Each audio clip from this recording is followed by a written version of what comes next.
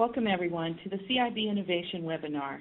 My name is Sylvia Romero and I'm your host today and will serve as your personal guide throughout this webinar and our discussions. Let's begin with our first topic, the best value approach in the United States. There are many best value systems, but they do not always have the best value characteristics that will be discussed today. Some background information on our presenters. Dr. Dean Kashwagi is a leading expert in best value, risk management, and project execution since 1991. He is the creator of the Performance-Based Information Procurement System, also known as PIPS, and the Performance Information Risk Management System, also known as PIRMS. Dr. Jacob Kashwagi is the senior researcher and developer of the no-influence model, which is part of the theory behind the PIPS process. Today's goal is to give a perspective of what is best value, so let us begin with our first presentation.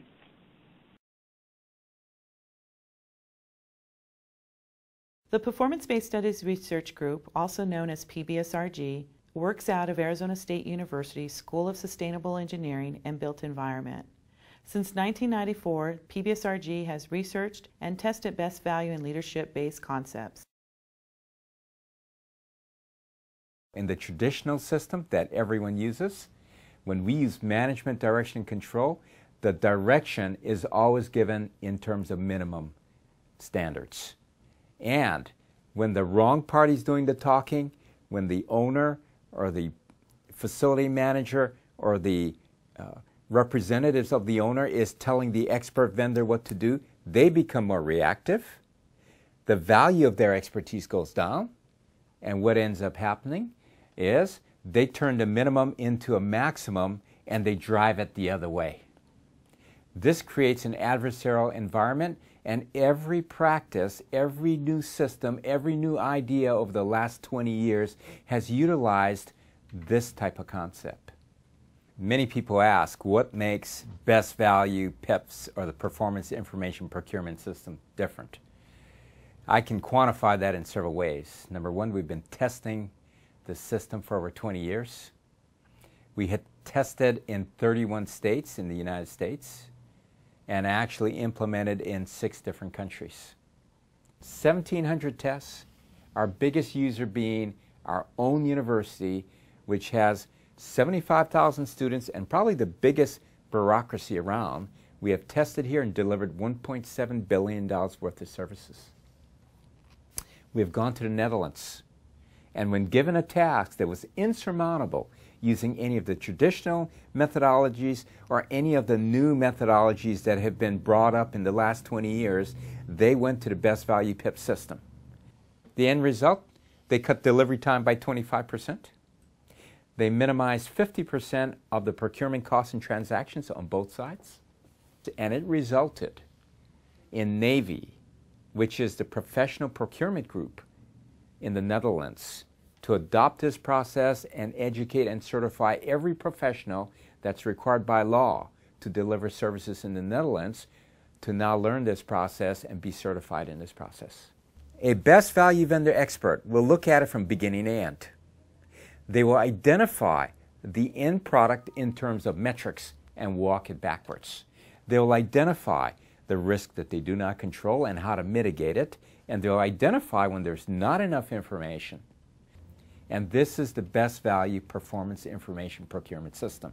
It selects based on expertise. It allows the expert to clarify from beginning to the end exactly what they're going to do, and then once the contract is awarded, the best value vendor will use risk mitigation and quality control.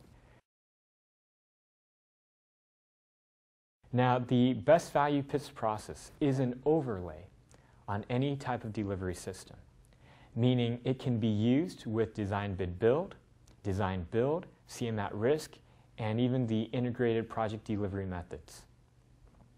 The PIPS process has 3 main phases. The first would be selection. And of course, this is where we evaluate all the vendors, their bid offerings, and select that one best value that gives the highest level of expertise with the lowest cost.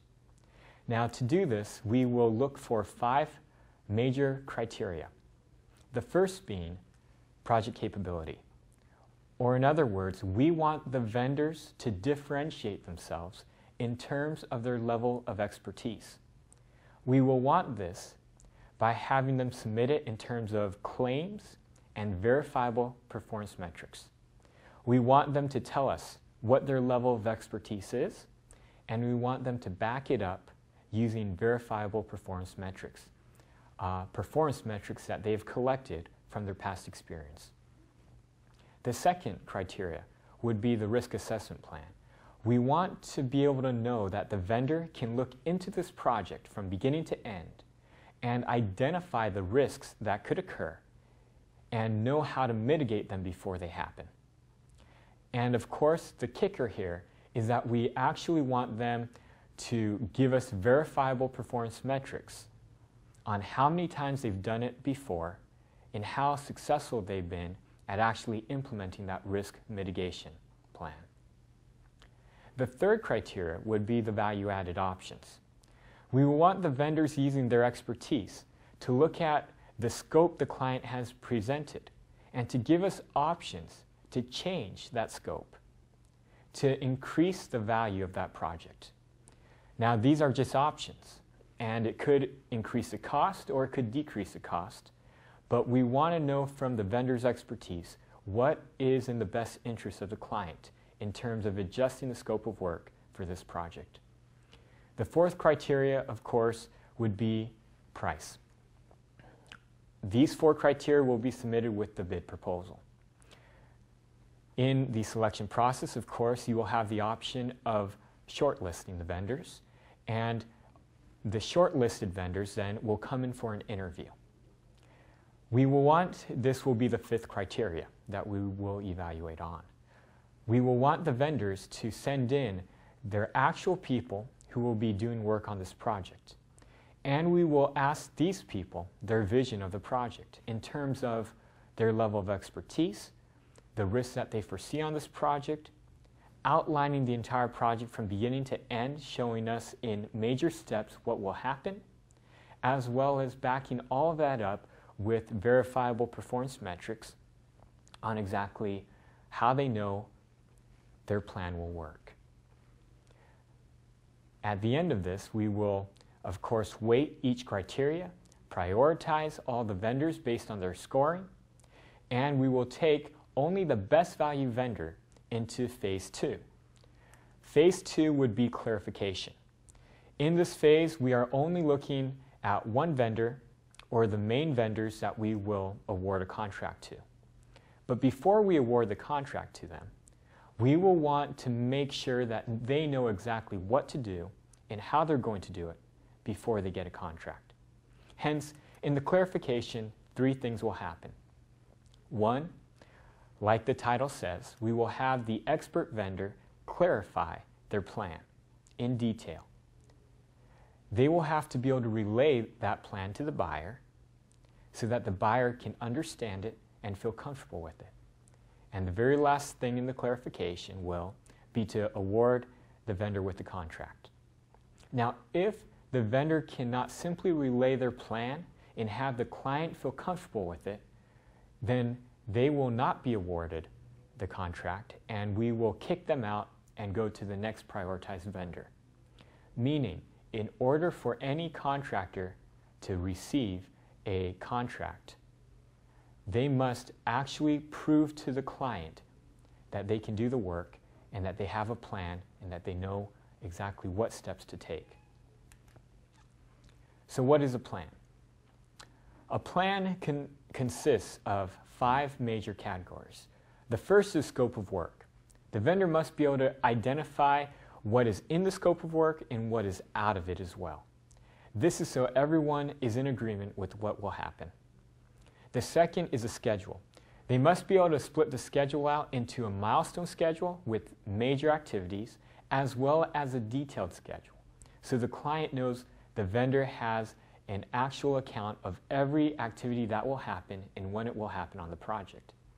The third will be cost. They will have to be able to justify their cost, outline where the cost is going, and show and make the client comfortable with how the cost will be managed on this project. The fourth will be performance metrics.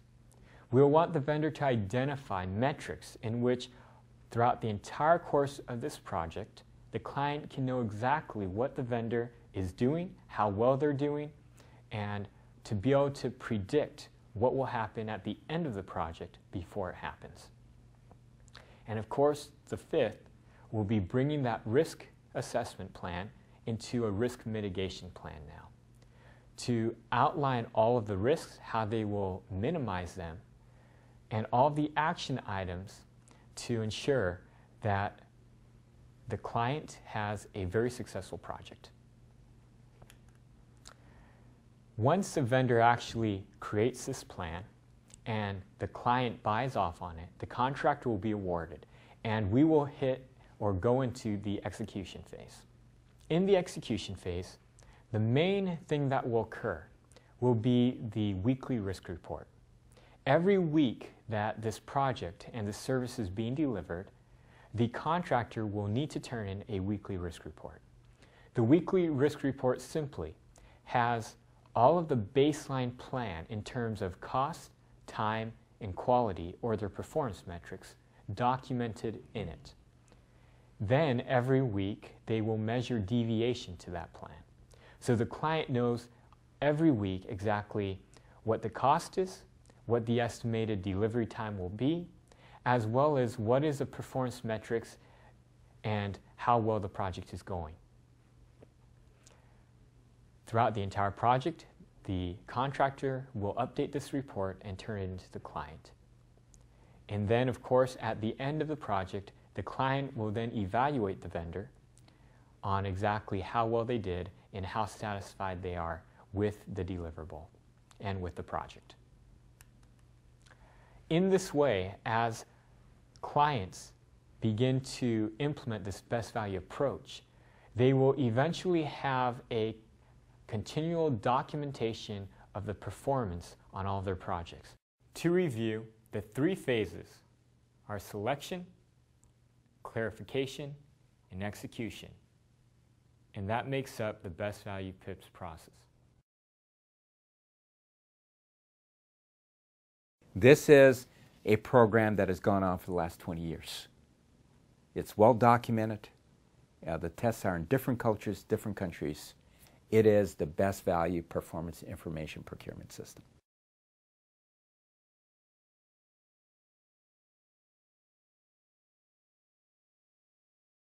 Jacob, what an enlightening explanation of the best value process. What do you see as the most challenging part of implementing the best value PIPS process? Thanks, Sylvia. I think the most challenging part of the PIPS process and implementation-wise is, I'm sorry, hopefully everyone can hear me, but the most difficult part of implementing this system, I think, is the paradigm change, is learning to minimize management, direction, and control. One of the things that is difficult in the selection phase is for the owner's rep to rely more on performance metrics and simplistic explanations rather than a mass amount of technical details. We've also found that as you go into execution and the clarification or the management of the project, it's also very difficult for the buyer to have the confidence in the vendor and to be able to release control of the project, allowing the vendor or the expert to make the decisions and to determine the course of the project as it moves. On the vendor community side and the contractors, I think it's very difficult for anyone, it's human nature, to kind of, how should I say, take accountability. To be responsible for everything and know that you have to be the one to make the decisions. That also is a major change for the vendor community, as they've been relying on the client to be making the decision and the client to have control of the project normally. Jacob, I do not see any questions by our viewers, so I'm just going to give a quick reminder. If you're a viewer and would like to ask Jacob a question, please submit your question to me via chat. But I do have one more question while we're speaking, Jacob. For someone new to the best value process, it's all about change. What is the most important step in the best value process? The most important step is the clarification phase. Regardless of if you went through the selection and selecting them based on the PIP system, to require somebody to think before they act, to pre-plan, will minimize most of any risk that possibly could occur on a project and ensure a high-quality deliverable. Because of the environment in the construction industry currently, we have found that one of the most difficult things for vendors to do is to pre-plan, because they're used to the client telling them what to do and just getting going on a project and not taking that time to clearly outline a baseline plan in terms of schedule, cost, the major risk items, and how they will mitigate those risks before the contract is awarded. This simple phase not only helps the vendor to know exactly what they will do ahead of time, but it also lets the client know exactly what will happen ahead of time, managing expectations before a contract is awarded. And that actually minimizes many disputes.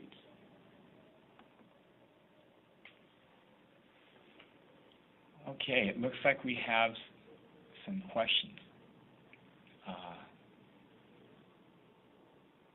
We have from Wim, are there real culture differences between, say, the USA and the Netherlands on this?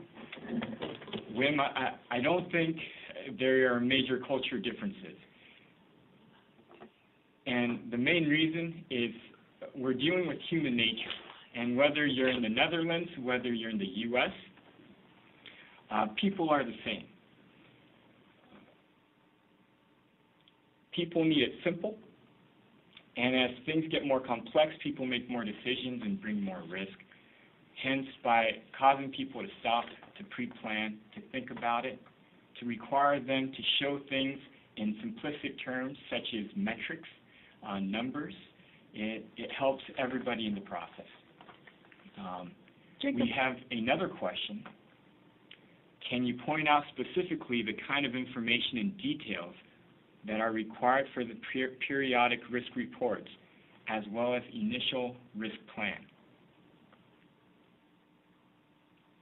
Yes, for example, in terms of what is required for the risk plan, we want risks that are out of the control of the vendor, meaning we are assuming the vendor is an expert, hence we're assuming the technical details on the project is all laid out, and the only risks that will be required are the ones that is out of the control of the vendor, such as unforeseen, maybe on a site, things under the ground, things that cannot be seen. It could be the weather. It could be other people, such as regulators, any other party on the site that the vendor will have to deal with that they cannot control. Jacob, we're going to do two more questions and then move on to our next presentation. I'm going to read one from Chris Prezi. How do you qualify the initial vendors? In the best value process, we realize that an expert will be able to show themselves and prove themselves in terms of their ability to see into the project, and also their performance metrics. Hence, in the best value process, usually we do not pre-qualify. We allow anybody to bid on the project, because if they truly are an expert, they will be able to show that through their performance metrics. You might ask, well, what type of performance metrics are we looking at? We want them to submit it in terms of claims and the numbers. The claim, meaning we have an outstanding project manager who is best in the US or the best in the Netherlands. But that doesn't get them anywhere unless they show exactly what the performance metrics are, such as number of projects. They've done 20 projects. On average, the cost of those projects have been about $5 million. The deviations on those projects is less than 1%, both in time and in cost. We have found that customer satisfaction on these projects have been 9.9 out of 10 ratings. The performance metrics allow us to know if they're qualified to perform the project or service or not. Thank you, Jacob. One more question. It's from Miguel. I understand, Jacob, on that the process can be used within design bid build contracting system. How would the process be modified in DBB? That's a good question. Yes, good question. Because this process is having the vendor prove their expertise, no matter what process you do it in, you simply require the vendor, along with the price, to require them to, in simplistic terms, tell you the risks that will occur on the project within their submittal and how they will mitigate it and their performance on actually using that risk measurement. You require them to turn in their expertise based on claims and performance metrics. This can be done when you're hiring a designer. It can be done when you're hiring a single contractor. It can be done usually with any type of legal restrictions. And by doing that, it gives you the information to know exactly what your vendors are thinking and the justification to know if they are responsible and they're able to actually perform the task. Thank you, Jacob. Thank you. Thank you, Jacob. Our next presentation is going to dive more into the execution of the best value model, provide some examples and results of the case study. The second presentation is titled Making the Change from Traditional to Best Value.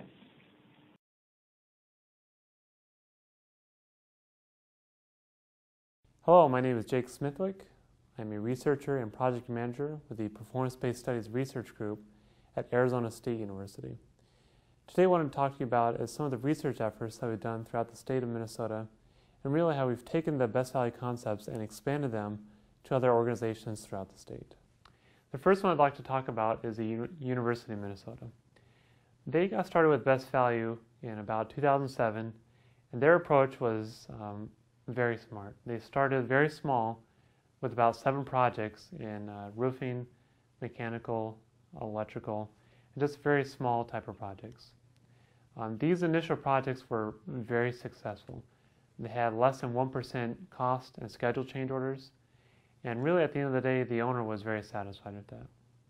So with these initial high performance results, the university decided to expand the project in the process to other larger and more diverse types of projects throughout the university. Now, one of the unique things that the best value structure brings is this performance reporting structure. And what this is we take the weekly risk report from each project and we summarize those up into the overall performance at that institution.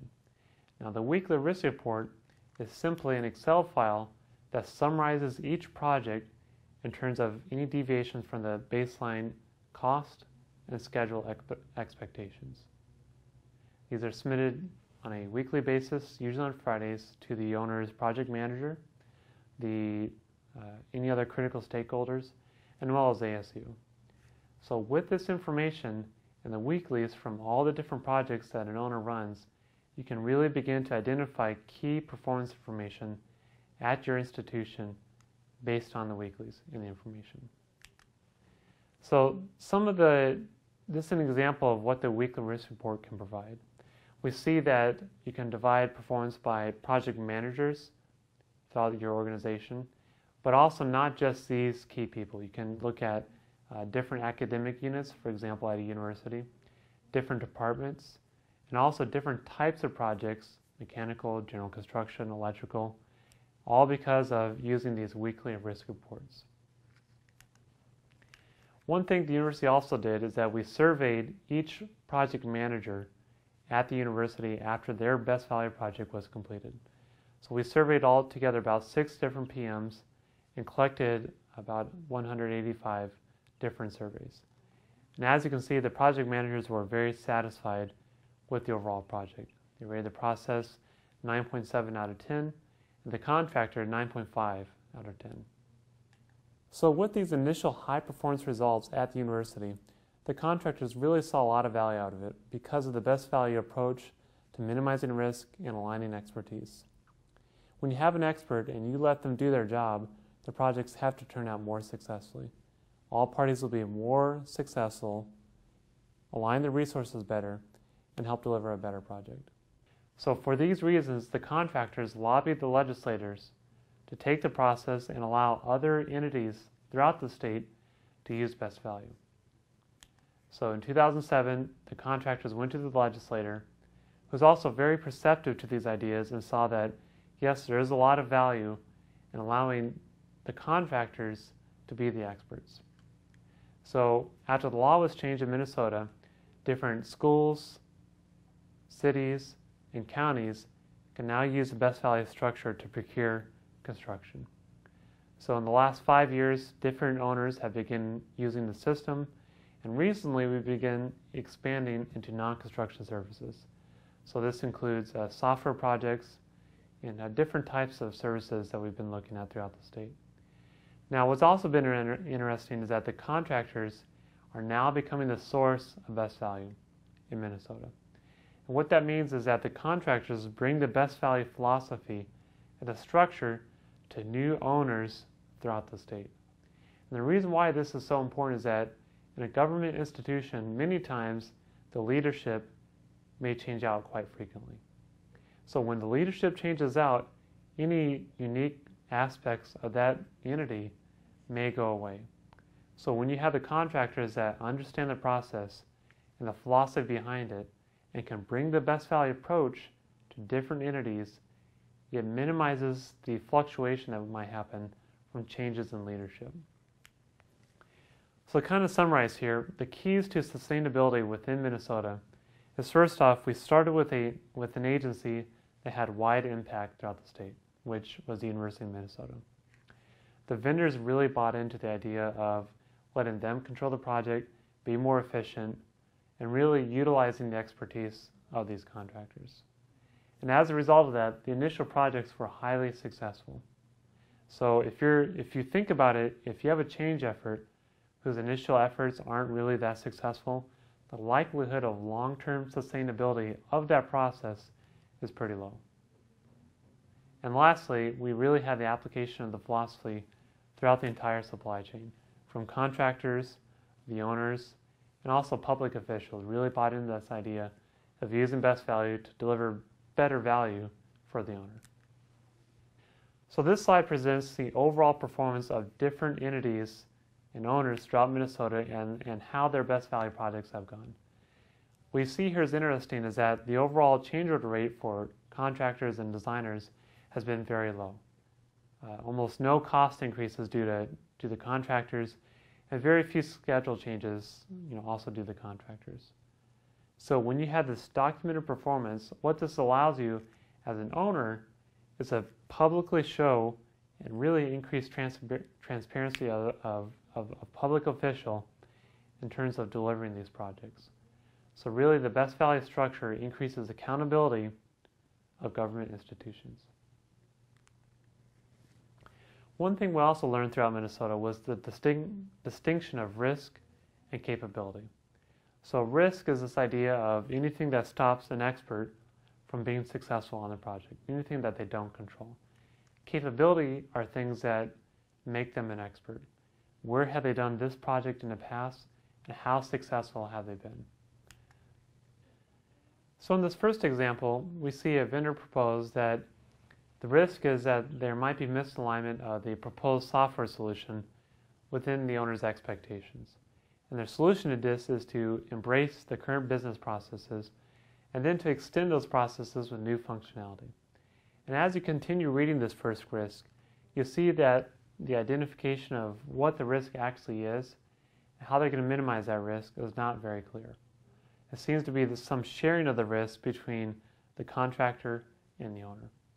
And what we found out in Minnesota is that when you try to share risk, the project and subsequent meetings, because of this idea of sharing risk, is not very effective. So what we recommend is that contractors very clearly identify the risks they see on their project, and the risk should not be included inside of their cost proposal, because risk typically is paid for and caused by the owner. Now in the second example, we see that the proposer clearly identifies that the networking and hardware requirements of the owner may not be sufficient to support the new system.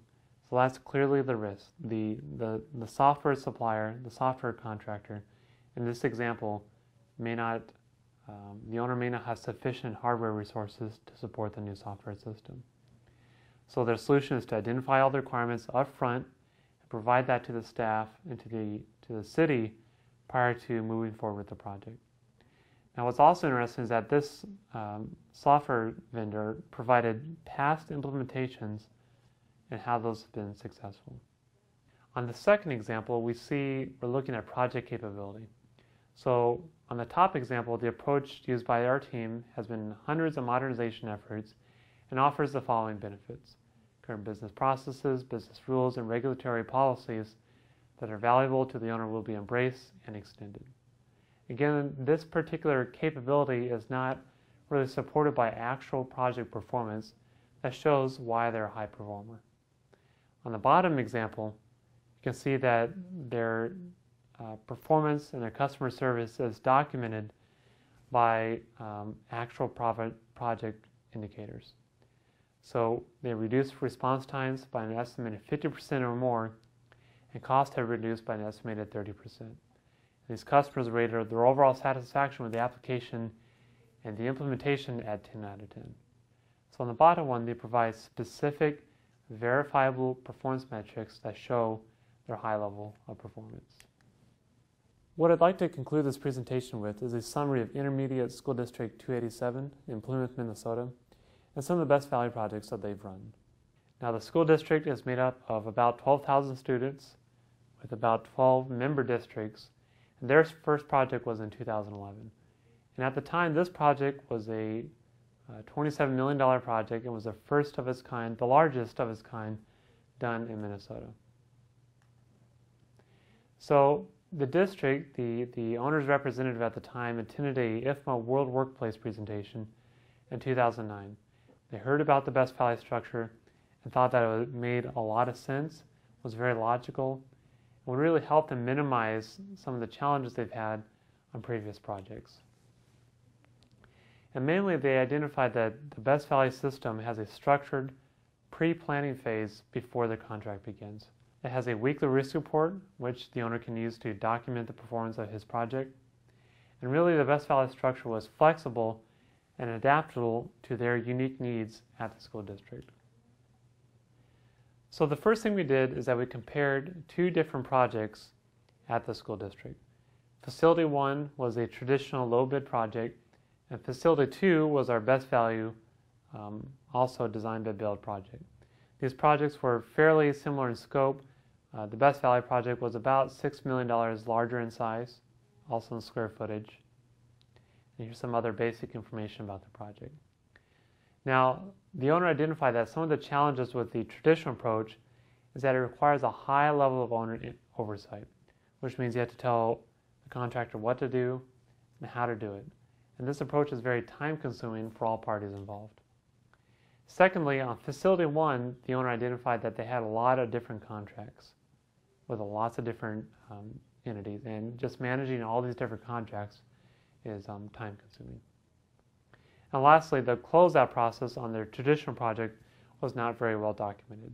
They couldn't identify the overall performance on the project and what value that they got, from Facility 1 on the traditional project.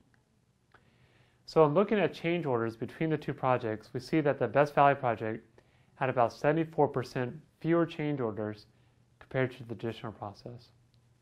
They also used 40% less of the contingency budget, meaning that they have a set amount of money up front set aside for contingencies, and 40% of that was used less compared to the traditional process.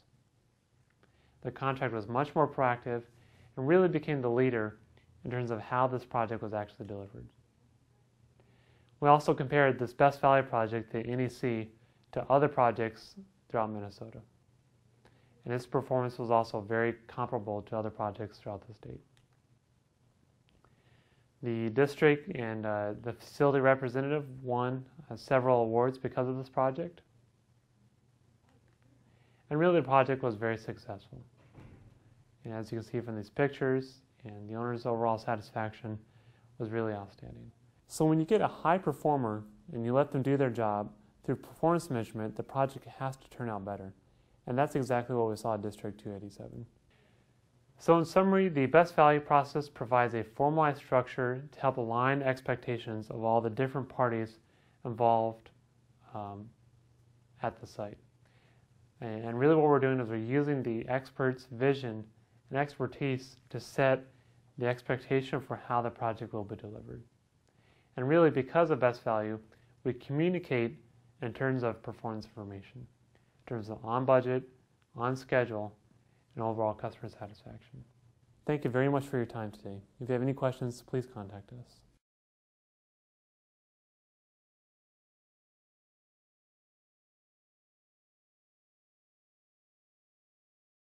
Types of users and their results, can you please expand? Sure. So we've used Best Value in a lot of different areas for many different types of projects. And depending on what type of project or organization you are will depend on how you actually implement the process. Government organization, then your approach will be different compared to if you're a small municipality, city, or school district, for example. So just depending on the type of organization will require a different approach for how you implement Best Value. The Best Value structure will mostly remain the same. It's just your approach will be different based on what type of organization you are. Okay. Thank you, Jake. Our panel consists of users of the Best Value PIPs and PERMS systems in Minnesota. They represent different branches of cities and education units. Before we begin, I want to remind all the participants to send in their questions. Remember, all you have to do is type your question in the box at the bottom right side of your screen. We'll do our best to answer them. So let us begin. I'm going to introduce a quick bio of everyone. Michael Perkins, who was the Associate Vice President of the University of Minnesota, and he is over construction and capital planning and project management. He is currently retired and is a consultant. The next panel will be Richard Fries, who is with the City of Rochester, Public Works Director. The third panel person will be Kelly, who was the Coordinator of Design and Construction at Rochester Public Schools. He is currently with Construction Partnership as the Executive Director. Our last panel person is Jeff Evenson. He is with the City of Roseville, Parks and Recreation Department, and he serves as a superintendent. So let me start by a first question.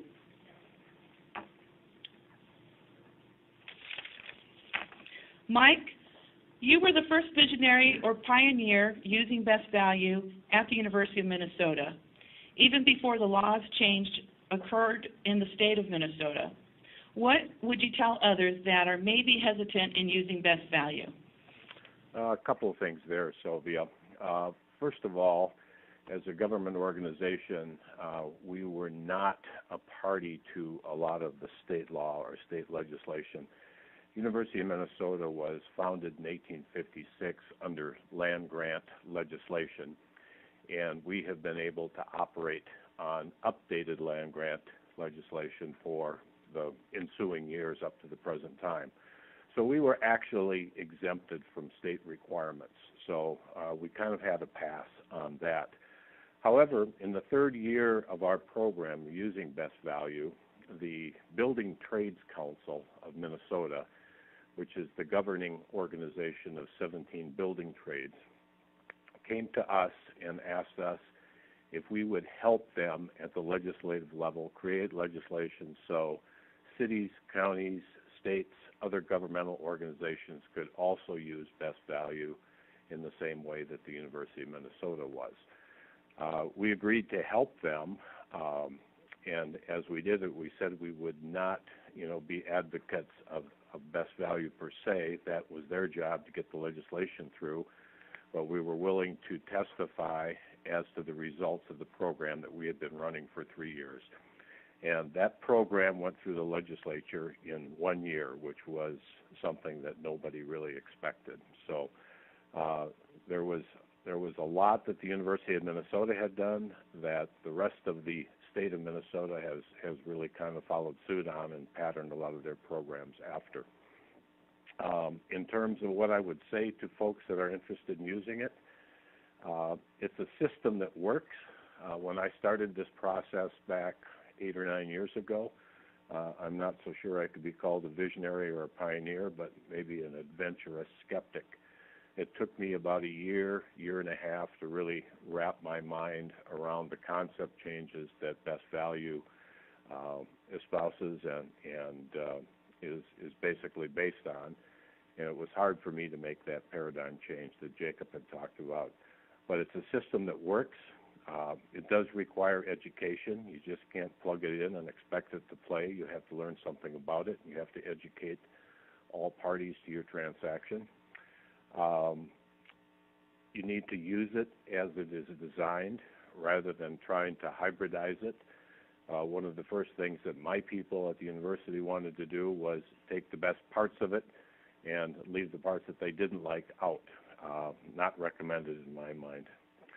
And it's also a system that, I would recommend step out and try it, but do it on a measured basis. We started our program with 4 or 5 pilot projects, and after those got started and we were able to show positive results, we started to expand it exponentially. And over the course of the time that we used it, can't remember the statistics, but we had probably about 450, 430 projects that were run very successfully with that program. Thanks, Mike. You are considered a pioneer and a visionary. My next question is for Richard Fries. Hopefully Richard's on. I notice we're having some technical video problems. There we go. Richard, did the best value approach change the way the city and the Public Works Department does business moving forward? Of experience over the past 4 years using best value procurement on a variety of projects. Resultantly then, last year, the City Council directed city staff to utilize the PIP's best value procurement for all capital projects over $1 million. And also to use it on a case-by-case basis for the procurement of professional services from everything from engineers to architects to software vendors. And in Rochester, we kind of look at this as best value equals best quality. It's really been a paradigm shift for a lot of people, but as Mike mentioned, it was the trade councils that came to the city 5 years ago and said, we'd like you to try this. And again, we were somewhat skeptical, but we're willing to also be adventurous and move forward with, as I said, a variety of projects. We've had 7 just in the Public Works Department, and there's been several others in the Park and Recreation Department that have moved forward, and most recently a fire station contractor was selected using best value. So very positive experience for us. Thank you, Richard. Our next question is for James Kelly. How important is it to educate your vendors and contractors, including subcontractors? Well, thank you, Sylvia. Education is extremely vital for all stakeholders as part of the best value process to be successful. Educating the subcontractors is extremely important since they play a critical role in the project. The education provides a roadmap for team building, which typically they're not accustomed to. And this is a unique environment for all parties since they have used the low bid process in the past. Education is also defines the important process of assigning accountability and transparency, and also assigning the financial risks to the project. Thank you, James. Kind of tying in with Richard and Mike there, now I play a role in my new part here where I work with all those 17 building trades closely and represent them. So it's a great tie together with the success of this and how they brought it forward, and now everyone's using it too. So. Thanks, James. You're welcome. Okay. Jeff Evenson, my next question's for you. Your first effort was with an ice ring that was done in 2009 and done very successful. How did that impact your ability to build political support for the strategic citywide implementation of best value on the Park and Recreation Renewal Program? Did was our skating center at the city of Roseville, and it was a geothermal retrofit of the refrigeration system. And it was in that first project we did, it was very critical to have the final product be very successful. There's a high degree of use there, and a very, very visible project throughout the city. And I think the success of that first effort really brought it to the attention of our council and other departments here in the city, and it made it possible for us to start looking at other projects that we've done through the best value system, which include preliminary planning for our master plan projects. We have a playground vendor that we've done through best value. We did preliminary planning, and then also final plans and specifications for the entire program. And then currently we have 12 RFPs that we are signing up vendors for, and we're just beginning that effort now. So that first effort was very critical in again seeing the success of that project and the public nature of it to help us with our further effort here at the city. Thanks, Jeff. I do not see any participants or viewers asking questions, but we have one for James Kelly so that you can answer, Jim, the question about the design bid build. The question read, I'm sorry, I cannot see it, so give me a second. How did the best value process can be used with the design bid build, and how would the process be modified in design bid build? Well, I see the process as being very similar. I also use the process to hire the architects, similar to what Richard's doing at the city of Rochester. So you would come up with your budget again, and then you would spell out that it's a design bid build process, and then they would build that team together for all those different entities. So I think the process could be ran the same way, and go through all the steps that Isaac also identified and Jake identified during their program as part of this program here too, and then you would basically evaluate and look at their past performances, look at their qualifications, and then move forward, just like you would if you just were hiring the architect or the contractors. So I think it'd be very similar. Sylvia? Yes, I'm Richard. here. This is Thank Richard. you, Richard.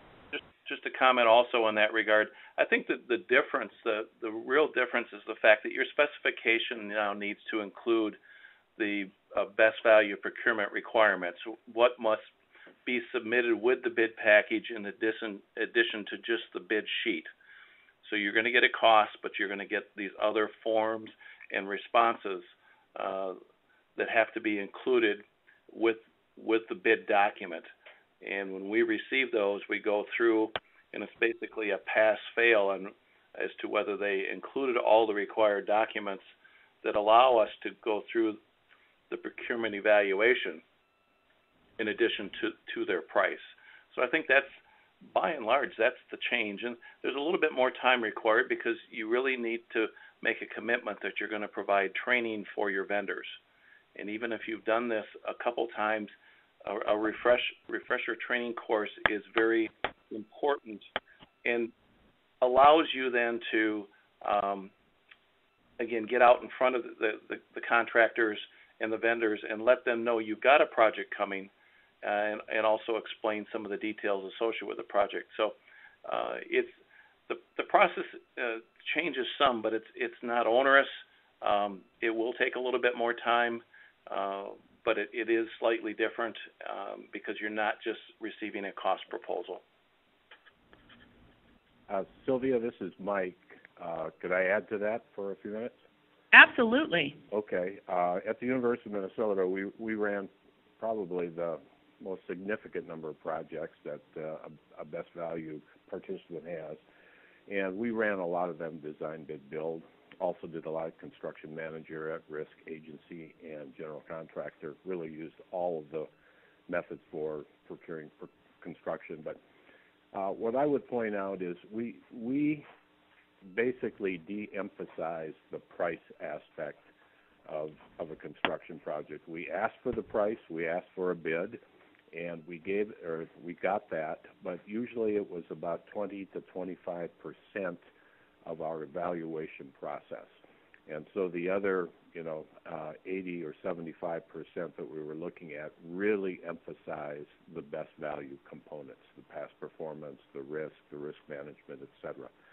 And so our system looked pretty much like a typical system in terms of the structure, but basically with all the emphasis, or the majority of the emphasis, going toward the best value process and its structure. Thanks, Mike. That was excellent. I'm going to ask a general question for anyone from the panel that would like to answer. Give me a second. I apologize.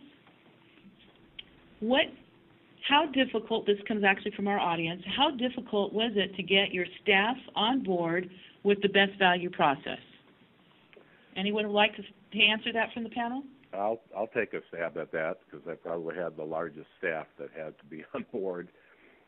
University of Minnesota had at one time a high of 15 project managers, and clearly that was the most challenging aspect of this whole process, was getting people to buy into it and make a change, especially when you're coming from a pretty standardized, fairly bureaucratic, I'm being nice, fairly bureaucratic organization. It's hard to get people to step outside of their comfort zone and do something different. In the course of our process, and we ran this for 7 or 8 years and 430 some projects, we had a handful of those people, probably 3 to 4, that really made an effort to get it, to understand it, and to do it well. And they ran projects very successfully. We didn't always mandate that we use this. We gave the project manager some latitude in that decision. But over time, more and more people were willing to use it, albeit they would like to try to hybridize it a little bit. But where we used it, we had highly successful results. And where we did not modify it, we had highly successful results.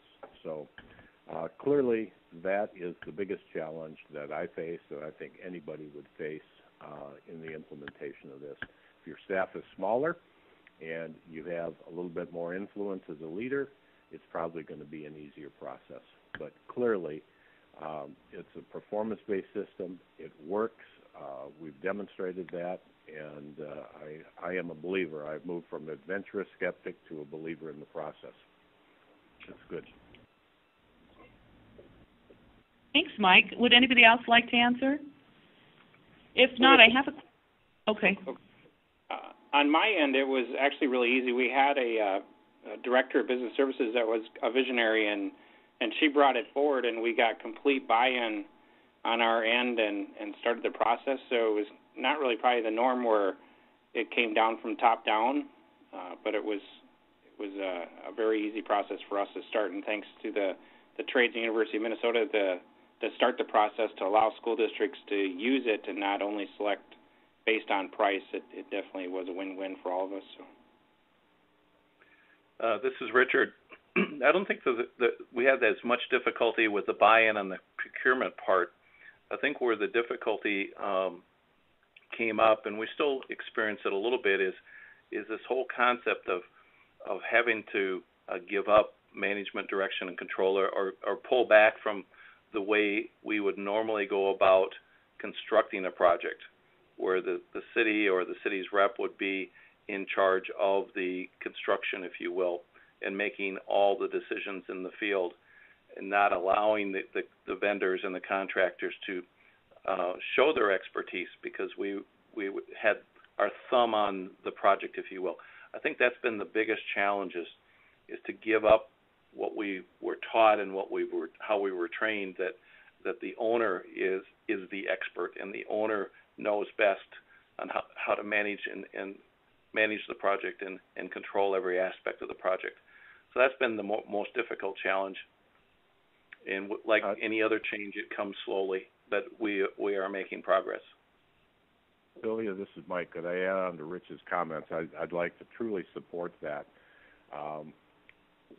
The experience that we had was our project managers, as much as you would like to think that a governmental system or university system in a low bid scenario is truly fair, it is not. There are processes that people manipulate through, their organization and running of a process that gives them control and say in who gets chosen and who does not. There is an element of anonymity in this that I think makes it totally transparent and totally fair, but that's the piece that our folks were most hesitant, as Rich said, to give up. Oh, that's excellent. I have another question from the viewer, so anybody could jump in, but let me say the question. How does one ensure the process is objective and to avoid any concerns in government about a possibility of corruption or favoritism? That's a really good question. Anybody would like to take a stab at that from the panel? I'll just start. Just what I just said. There is an element of anonymity which your audience probably is not aware of, but there's a lot of this process that is done blind, so it is totally transparent and totally fair, and it takes out a lot of the relationship issue that is typically in the decision-making process for contractors or engineers or vendors. I think it's great. The vendor community actually liked it a lot because people or entities other than your typical favorites were now getting work and able to compete very fairly and very effectively in the university system, where before they could not, even though it was deemed a very fair system. And I would agree with Michael's there too, and definitely the blind transparency and that, and having third parties like Arizona State and PBSRG is critical to having that non-biased opinion, and if there's any challenges that come up. One thing from my point of view on this subject is that I think it's very important. It's been important for us in our effort here at Roseville to educate our elected officials, and I think that's really a key as well, as they have to be educated to a point that they really understand, again, like Mike said, the transparency and the process, that it is blind. And it is quite a shift for, as Mike said, going from a low bid environment to this. It's a much more involved, but it is a fully transparent system. But I do think the educational part of this is very important for everybody. This is Richard. As an evaluator of proposals when they came in, or one of a team of evaluators, we never knew until we got to the very last step, which was the interview, who we were interviewing. So if we had 8 proposers and we shortlisted to 3, we didn't know until we walked into the interview who those 3 companies might be. And even when we were in the interview, we didn't know the relative relationship of them as far as all the other criteria that were used to rank them to get to that short list, which one was first, second, or third. So again, this whole issue of fairness and transparency is important, and it's somewhat ironic that we use the word blind in this, but as an evaluator, there was a lot of the criteria that was evaluated by ASU and our city clerk. But other than that, they were the only people who knew which firm we were even talking with, because they were assigned random numbers or letters. We didn't even know, who had submitted, who the finalists were until we got into the interviews. Anyone else?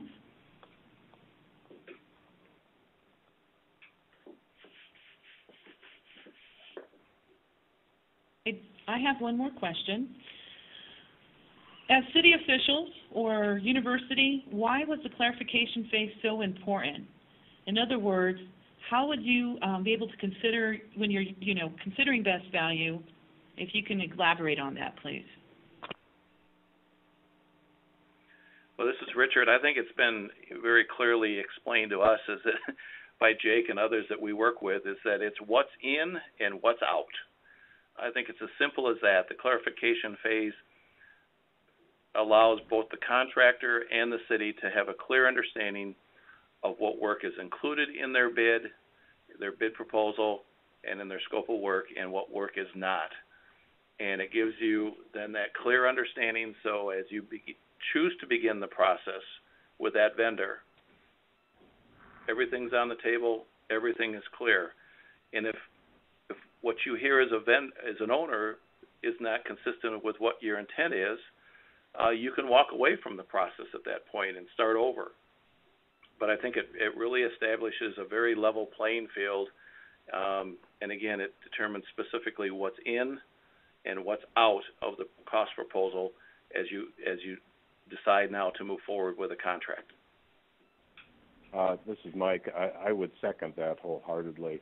And in the best value process, as Jake and Jacob have pointed out, it is based on a relatively simplified, straightforward structure that is easy to get clarification on, as opposed to a complicated bid in the old system that you would look at and try to sort through and find a bottom line. I would challenge anybody to find a bottom line in a bid situation and know specifically what they're getting, what quality, and at what price. Yeah, that's a very good point, Mike. And I think the other thing that you can look at, if you're familiar with the low bid projects, essentially once you have the price and you've established the low bid, they go to work, and you really don't have any idea what's covered and what's not. And the only thing that will point that out is as you go through the process and you realize something is missed. And I think that is the critical piece of this, is to define, as Richard had said, what's in, what's out, and that's known, it's listed, it's there, it's in in a low bid situation. Again, you award to a low bid, it's a number, and you go to work, and there's no discussion on any clarity at all. So it's that is the most important and the best part of the process, I think.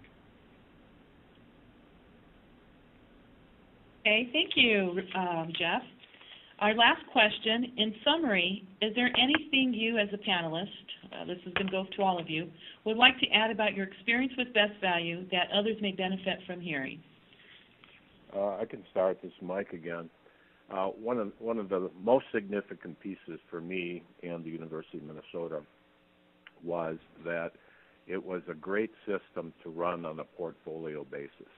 Before we started this, Dr. Dean came in and asked me what my metrics were, and I asked him, well, what metrics are you talking about? We had metrics, but they were just made up, and they were given to people on the spur of the moment to try to satisfy an immediate need, to an administrator or a regent or somebody, or politician, whatever. But this system gave us clear documentation and definition as to who was responsible, who was performing, and who wasn't.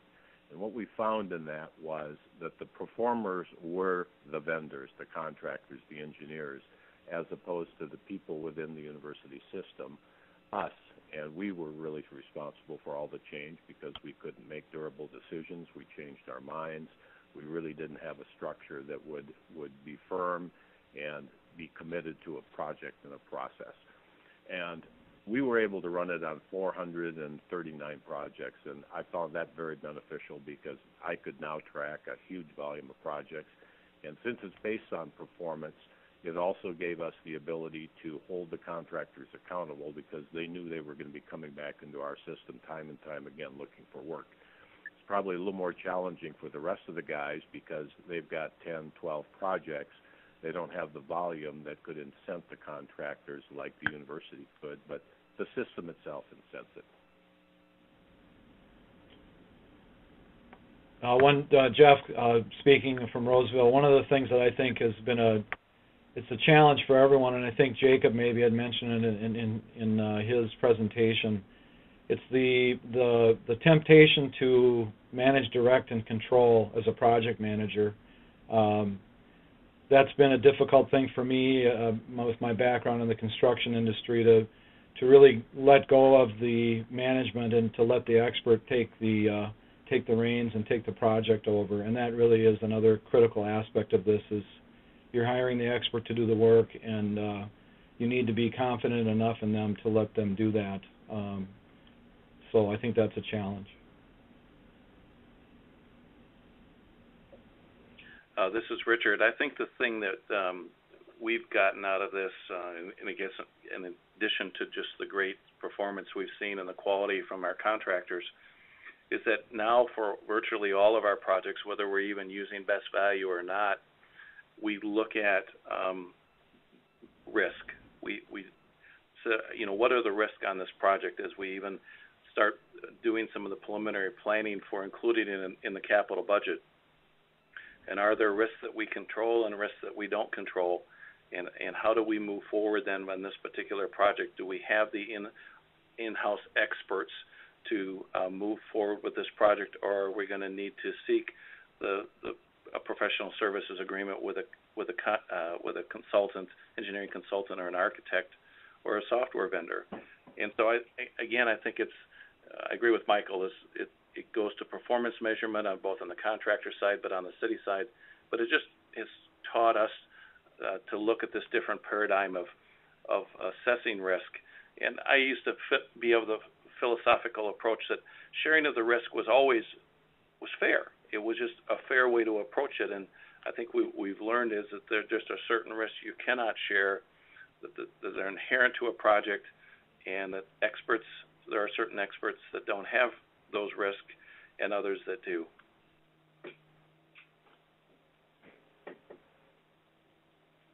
James, would you like to add before we conclude? No, I agree with the rest of the panelists too, and you know, for me too, the transparency was key and probably one of the hardest things to change. And then to get our contractors, Richard and I share a lot of the same contractors too, so it's been nice to partner up with them and work together on our different projects as well, and educating them has been very successful, and we got to continue that as well. So.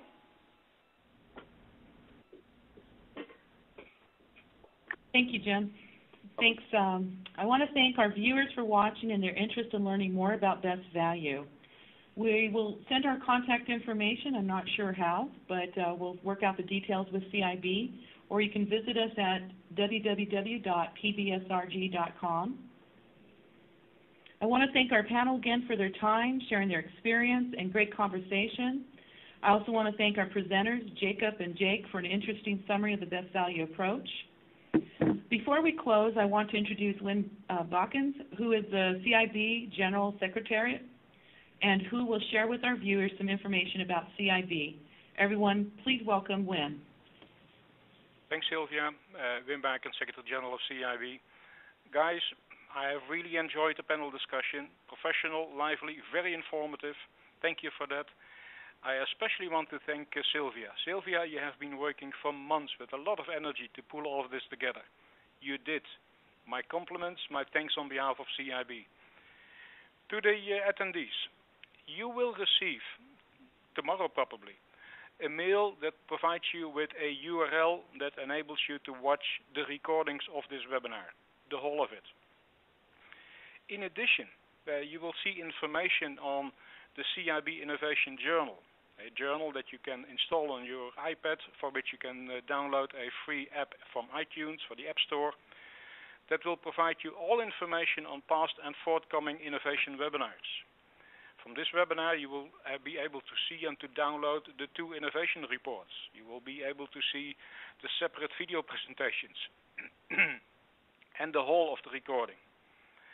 The only thing you have to do, again, download that app. It's free. Install it on your iPad. The same information can be found in the innovation section which is part of the CIB website, www.cibworld.nl for the Netherlands. Per webinar, it will include what I just indicated, plus the possibility to actually download the videos, the video presentations. Use them in your classes, in your workshops. I hope you all will be not offended if in a short while we will ask you a couple of survey questions, a few. It will help us. This for us is still a pilot period. We are piloting the whole concept of the innovation webinars, the innovation reports, the innovation videos. When successful, and we hope to establish that in a couple of weeks now, the dream is to have a CIB innovation webinar every week or every 2 weeks to present the newest technologies from our members, from our commissions of experts, and the innovative practices. You can find all that information again via the CIB Innovation Journal, the CIB website, the CIB newsletter. In addition, you see here a slide with the forthcoming 2 now committed innovation webinars. In about 3 weeks, we will have one on the concept of open building and how that is being applied in the Netherlands in an innovative way. On the 10th of September, we will have a next one on the best value concept. You have heard from Dean that it is being exported to the Netherlands. This webinar will present the newest technologies, the best practices from the Best Value Association in the Netherlands. I recommend you stay informed about this and the other webinars and watch it. I have been enjoying this one. Sylvia, for that, my thanks. Thanks, Wim. I want to give a final round to my ASU team. Some of them are not present, so I do want to thank them. Again, to my panelists, to our viewers, everyone that has participated in today's webinar. I hope you will participate in the future for the upcoming CIB webinar series. I think there'll be some excellent information shared. This concludes today's webinar. Thank you very much.